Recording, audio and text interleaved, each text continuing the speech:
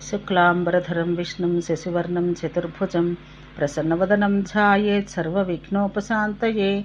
అరుణాం కరుణాతరంగితాక్షీం ధృతపాశాంకుశపుష్పబాణచాపాం అనిమాదిభిరావృతాం మయూఖైర్హమిచ్చేవ విభావయే భవానీం.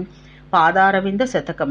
జనోయం సంతప్తో జనని భవచండాం సుకిరణైః అలబ్ధ్వైకం సీతం కణమపి పరజ్ఞానపయసః తమో మార్గే పాంధస్తవ ఝుటితి కామాక్షి శిశిరాం పదాంభోజఛాయాం పరమశివజాయే మృగయతే.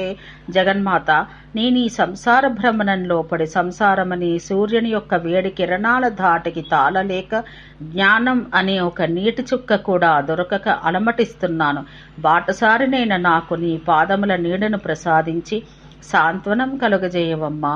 జయత్యంబా శ్రీమన్నఖ కిరణ చీనాం సుఖమయం వితానం బిభ్రానే సురముకుట సంఘర్షమసృణే నిజారుణ్యక్షౌమాస్తరణవతి కామాక్షీ సులభా బుధైః సంవిన్నారీ తవ చరణమాణిక్య భవనే.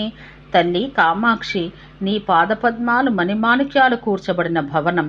ఆ భవనంలో జ్ఞానులకు యోగులకు సులభమైన ఒక తల్లి స్థితురాలై ఉన్నది. ఆ మండపం ఎలా ఉందో తెలుసా? దేవతల కిరీటాలు పీఠముగా రక్తవర్ణపు వస్త్రంపై నఖకాంతులు పందిరిగా కలిగి ఆ తల్లి కూర్చుని ఉన్నది. ప్రతీమః కామాక్షి స్ఫురిత తరుణాదిత్య కిరణ శ్రియో మూలద్రవ్యం తవ చరణమద్రీంద్రతనయే సురేంద్ర సామా పూరయతి యదసౌధ్వాంతమఖిలం ధునీతే దిగ్భాగానపి చ మహసా పాటలయతే. అమ్మా, అప్పుడే ఉదయిస్తున్న భానుని కిరణాలు నీ పాదాలపై పడి ప్రకాశిస్తున్నవి.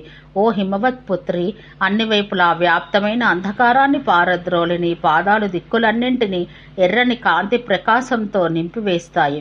ఆ కాంతిని నేను దర్శించగలుగుతున్నాను. ఓం శాంతి శాంతి శాంతి.